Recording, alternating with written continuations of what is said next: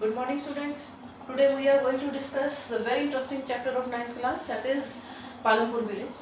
So earlier also we have discussed the first part of this topic, and that was about the Palampur. और मैंने उस वक्त भी बताया था कि Palampur is not a real village, ठीक है, it is just a hypothetical village.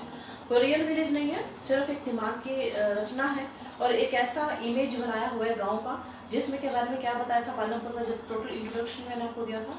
And in that introduction I have told you that in Palampur that is very well developed village, पूरी तरह से डेवलप्ड है। उसके अलावा क्या क्या बताया था वहाँ पर, इरिगेशन फैसिलिटी है अच्छे से, रोड्स हैं, ट्रांसपोर्ट है। उसके अलावा जो उसके नेबरिंग है रायगंज और शाहपुर उसके नेबरिंग टाउन है और विलेजेस हैं।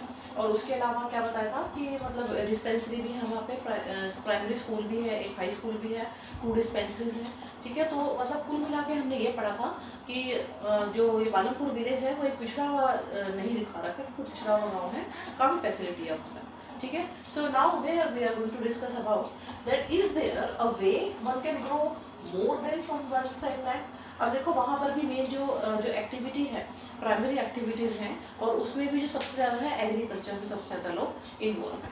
तो अब आगे जैसे जैसे फर्दर चैप्टर हम बढ़ते जाएंगे तो हमने वहाँ की सारी एक एक्टिविटीज़ को एक एक करके हमने पढ़ा, ठीक है। तो अब यहाँ पर हम इसी कौन सी एक्टिविटी को पढ़ेंगे, हमने यहाँ पे एग्रीकल्चर को पढ़ा, ठीक है, लैंड है, लेबर है। तो उसके अलावा अब यहाँ पर क्वेश्चन ये है कि is there a way one can grow more from the same land, क्या एक ही लैंड के ऊपर एक से ज्यादा फसल उगाई जा सकती है, वहां की बात हो रही है। देखो बिकॉज ऑफ द यस उगाई जा सकती है अगर हमारे पास वेल डेवलप्ड इरिगेशन सिस्टम है, ठीक है। If we have the well developed irrigation system, एक किसान एक ही जमीन पर कई तरह की खेती, मल्टीपल क्रॉपिंग तभी कर सकता है जब उसके पास ये सब कुछ हो। कैसे, क्या क्या हो, एक तो उसके पास इरिगेशन फैसिलिटी हो। अब पहले के टाइम में क्यों किसान सिर्फ अपनी जमीन पर एक साल में एक ही टाइप की खेती कर पाता था, क्योंकि he was at that time was totally depend on the rain for irrigation, ठीक है, टू वाटरिंग द क्रॉप को पानी देने के लिए ही was totally depend on the rain. लेकिन आज क्या है, there is no need to depend on the rain, किसान उगा सकता है एक से ज़्यादा फसलें एक साल में, 2 या कई बार 2 से भी ज़्यादा, उनको हम आगे डिटेल में पढ़ेंगे, ठीक है। तो क्या यहाँ पे क्वेश्चन ये है कि is there a way one can grow more from same land, so because of the yes of course, लेकिन क्योंकि आज from today our farmer in the villages are growing the crops in a modern method, ठीक है। तो it is very yes it is possible that he can grow more than one crop in a year, ठीक है। तो because of the well developed irrigation, कैसे possible है ये, because of the well developed irrigation system। अगर बहुत अच्छा irrigation system सिंचाई के साधन अच्छे हैं, अगर किसान सोचता है कि एक साल में एक से ज़्यादा फसल उगाए तो उसके लिए उसको पानी प्रॉपर मिलना जरूरी है ना। अगर इरिगेशन फैसिलिटी है तो इट इज़ पॉसिबल, ठीक है। उसके अलावा रेगुलर इलेक्ट्रिसिटी भी जरूरी है। अब अगर वो इरिगेशन फैसिलिटी है, पानी चाहिए फसल को, ठीक है, पानी कैसे होगा, वो ट्यूबवेल लगवाएगा, ट्यूबवेल किससे चलेगा, बिजली से। अगर ट्यूबवेल तो लगवा लिया और बिजली गाँव में आ नहीं रही है तो is there is in use, no, क्योंकि इरिगेशन के साथ साथ इरिगेशन फैसिलिटी का फायदा तभी है, ट्यूबवेल्स लगवाने का फायदा तब है जब वहाँ पे इलेक्ट्रिसिटी रेगुलर आए, जो कि पालमपुर में है, ठीक है। उसके बाद देखिए प्राइवेट ट्यूबवेल, तो जब पालमपुर के अंदर पूरी बिजली आ गई, रेगुलर इलेक्ट्रिसिटी आ गई थी, ठीक है, टेक्नोलॉजी को यूज़ करने लगे, मॉडर्न फार्मिंग करने लगे, तो उससे क्या हुआ, प्राइवेट ट्यूबवेल, अब जब इलेक्ट्रिसिटी पूरी आ रही थी तो किसानों ने क्या किया, जो थोड़े अमीर किसान थे, जो मतलब जो अरेंज कर सकते थे, तो उन्होंने क्या किया, अपने अपने खेतों में अपने प्राइवेट ट्यूबवेल्स लगवा लिए। अब जब अपने अपने खेतों में अपने प्राइवेट ट्यूबवेल लगा लिए तो फिर तो कोई प्रॉब्लम ही नहीं आनी थी, अपने अपने प्राइवेट ट्यूबवेल हो गए, कभी भी जब अपना स्विच लगाया और ऑन किया और पानी आ गया मोटर से, ठीक है। तो अभी बहुत ज़्यादा फैसिलिटीज़ आ गई थी, फैसिलिटीज़ बताई हुई इसमें पालमपुर गाँव में। अब देखो रेगुलर इलेक्ट्रिसिटी हो गया, प्राइवेट ट्यूबवेल्स हो गया। अब हम देखते हैं कि मिड 1970 में क्या हुआ था, मिड 1970 में द कल्टीवेटेड एरिया 2000 हेक्टर था। अगर हम मिड 70 की बात करते हैं तो पालमपुर गांव में जो कल्टीवेटेड एरिया था, कितने एरिया के ऊपर टोटल फसल उगाई जाती थी, कल्टीवेटेड एरिया कितना था, 200 हेक्टेयर, टोटल 200 हेक्टेयर के ऊपर कल्टीवेटेड एरिया था जिसपे खेती की जाती थी, ठीक है। दैट वाज कॉल्ड, और जो जिसको क्या कहते थे हम, ये this is a short form, that was called multiple cropping. इसको मल्टीपल क्रॉपिंग कहते थे।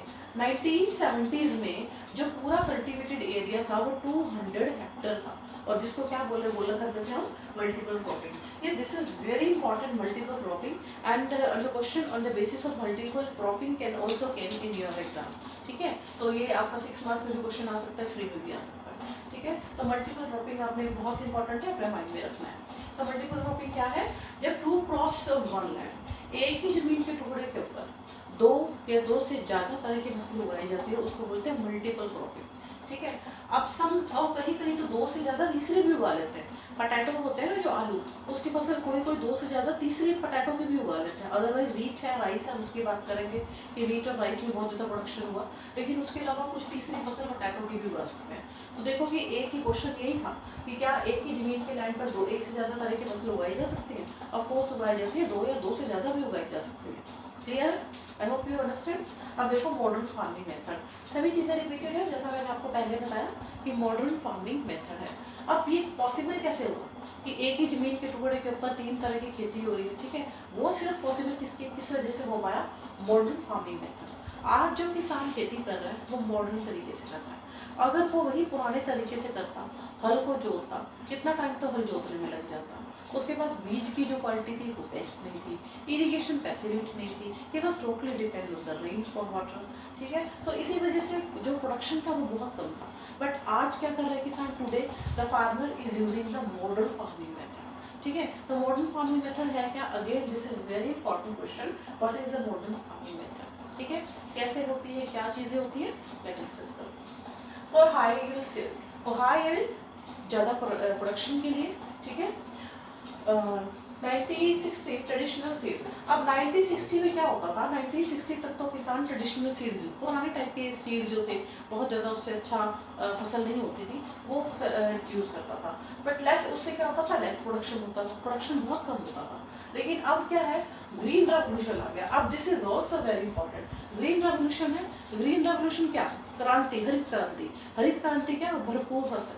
ठीक है, अब वो ग्रीन रेवोल्यूशन क्या था कि किसान ने मॉडर्न तरीके से जब खेती करने लगा तो क्या हुआ? हरित क्रांति आ गई, हर जगह फसलियाली, हर जगह जो फसल थी बहुत ज़्यादा हो गई, हरियाली हरियाली आ गई। ठीक है, तो जिससे क्या प्रोडक्शन हमारा कई गुना ज़्यादा हो गया। अब एक हर चीज़ के फायदे नुकसान दोनों हैं। उधर तो किसान ने जहाँ अपनी ज़मीन पर साल में एक बार खेती करता था, 2-2, 3-3 बार करनी शुरू कर दी, डबल प्रोडक्शन हो गया, 3-3 तरह की खेती करने लगे तो 3 गुना प्रॉफिट होने लग गया। ठीक है, लेकिन उसके नुकसान, कहीं ना कुछ नुकसान तो होता ही है। ठीक है, तो वो क्या था कि लार्ज प्रोडक्टिविटी हो गई, क्या क्या किया उसने लेकिन लेस प्रोडक्शन थी 1960 में। 1960 में प्रोडक्शन पुराने तरीके से बीज यूज करता था तो प्रोडक्शन थी कम। अब जब ग्रीन रेवोल्यूशन आ गया, मॉडर्न तरीके से खेती की, कब आया था? ये आपके सारे याद करना है, ग्रीन रेवोल्यूशन 1960 में आया। ठीक है, तो उस वक्त क्या था? व्हीट और राइस, ये 2 तरह की फसलें मेन थी। ठीक है, और क्या था ग्रीन रेवोल्यूशन में? बहुत बढ़िया किस्म के जो बीज होते हैं वो होते हैं HYV सीड्स बोलते हैं, जो बेस्ट क्वालिटी के सीड्स होते हैं, उसको यूज़ किया गया। जब ये सीड यूज़ करे, that was the highest quality of the seeds, large production हुई, 3 गुना कम से कम प्रोडक्शन बढ़ गया। उसके बाद देखो ट्रेडिशनल वैरायटी से अब कंपेयर कर दिया, ट्रेडिशनल वैरायटी को और मॉडर्न वैरायटी को। जहाँ ट्रेडिशनल वैरायटी में 1300 kg पर हेक्टर होता था, पुराने तरीके से खेती करने से, पुराने बीजों को यूज करने से पहले किसान कितना प्रोडक्शन करता था? अपने 1300 kg, 1300 किलोग्राम करता था 1 हेक्टर पे, पर हेक्टर। 1 हेक्टर जमीन के ऊपर 1300 kg प्रोडक्शन होता था, किलो केजी। लेकिन वही जब उसने मॉडर्न टेक्नोलॉजी से खेती करनी शुरू कर दी तो उससे क्या हुआ? ये प्रोडक्शन बढ़कर 3200 kg तक पहुंच गए, यानी कि बहुत ह्यूज प्रोडक्शन हुआ। ठीक है, 3-4 गुना ज़्यादा हो गया। तो ये था कि मॉडर्न टेक्नोलॉजी से, मॉडर्न फार्मिंग मेथड से प्रोडक्शन को डबल करना और एक से ज़्यादा तरह की खेती एक ही जमीन पर करना। Understand now? अब क्या है? Will land sustain? सस्टेनेबिलिटी क्या होती है? किसी चीज़ को सस्टेन करके रखना, संभाल के रखना। ठीक है, सस्टेनेबल डेवलपमेंट आपका आएगा आगे चैप्टर। ये रिसोर्सेज जो होते हैं उन्हें बहुत संभाल कर यूज़ करना चाहिए। ठीक है, अब यही है कि लैंड भी तो एक रिसोर्स ही है ना, तो उसको क्या हमें सस्टेन करके रखना चाहिए? ऑफ कोर्स करना चाहिए। अगर हम एक ही ज़मीन के ऊपर एक से ज़्यादा तरह की खेती कर रहे हैं तो वो मिट्टी कितना अनाज देगी? कहीं ना कहीं उसकी फर्टिलिटी तो खत्म होगी ना। कोई भी चीज़ है, हर चीज़ को उसको अपने शरीर को हमें चलाने के लिए खाना तो चाहिए ना। 2 दिन खाना नहीं खाते कैसे शरीर बिल्कुल ढीला पड़ जाता है।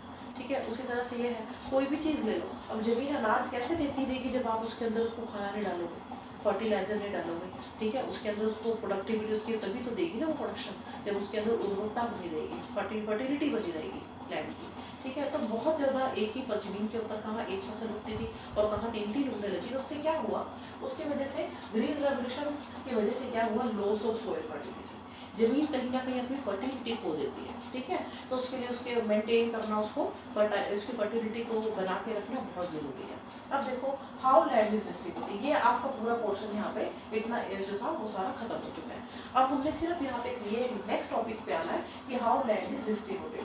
पालमपुर विलेज में लैंड को कैसे डिस्ट्रीब्यूट किया गया, डिस्ट्रीब्यूशन कैसे है पूरी की पूरी पालमपुर गाँव में, कितनी फैमिलीज हैं और कितनी फैमिली के पास कितनी जमीन है, स्मॉल फार्मर भी है, लार्ज फार्मर भी है, वो सारा हमने पढ़ना है। और ये भी क्वेश्चन आपका इंपॉर्टेंट है कि कई बार ये पूरा का पूरा डिस्ट्रीब्यूशन ऑफ लैंड आ जाता है। ठीक है, तो टोटल फैमिलीज कितनी है, 450 फैमिलीज है टोटल पालमपुर में।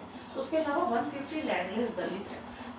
450 फैमिलीज में से 150 फैमिलीज ऐसी हैं जो बहुत गरीब है, जिन शेड्यूल कास्ट दलित लोग हैं। ठीक है, अब देखो लैंडलेस है, इनके पास कोई जमीन का टुकड़ा नहीं है, बहुत गरीब है, ये किसी और की जमीन की भी खेती करते हैं और थोड़ा बहुत अनाज खाने के लिए ले लेते हैं। एक है 150 फैमिलीज। अब 240 होती है स्मॉल पॉट, उन्हीं में से ये 450 में से बता रही हूँ मैं, टोटल 450 में से 150 दलित है जिनके पास जमीन नहीं है। उसके बाद 240 फैमिलीज ऐसी हैं जिनके पास स्मॉल प्लॉट है, छोटे छोटे जमीन के टुकड़े हैं, ज़्यादा अनाज नहीं होता, मुश्किल से उसका गुजारा मुश्किल से निकलता है। ठीक है, तो क्या क्या लेस देन 2 हेक्टेयर्स छोटा सा जमीन का टुकड़ा होता है, उससे भी कम है। ठीक है, और उसका नो इनकम, कोई इनकम नहीं है, सिर्फ इतना ही उगा पा रहा है कि बीज सिर्फ उगाया और अपने खाने के लिए रख लिया। ठीक है, मुश्किल से गुजारा होता है। और 60 से ज़्यादा फैमिलीज ऐसी है जिनके पास 2 हेक्टेयर से ज़्यादा है।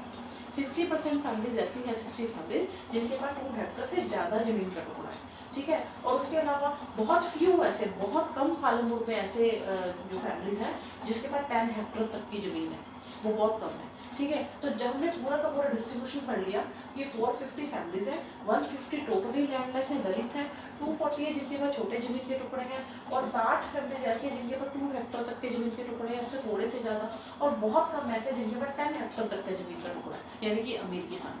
तो ये सारा का सारा हमने डिस्ट्रीब्यूशन ऑफ लैंड पढ़ लिया। ठीक है, तो I hope you understand. Tomorrow we will discuss the next topic, who will provide labour. So thank you so much.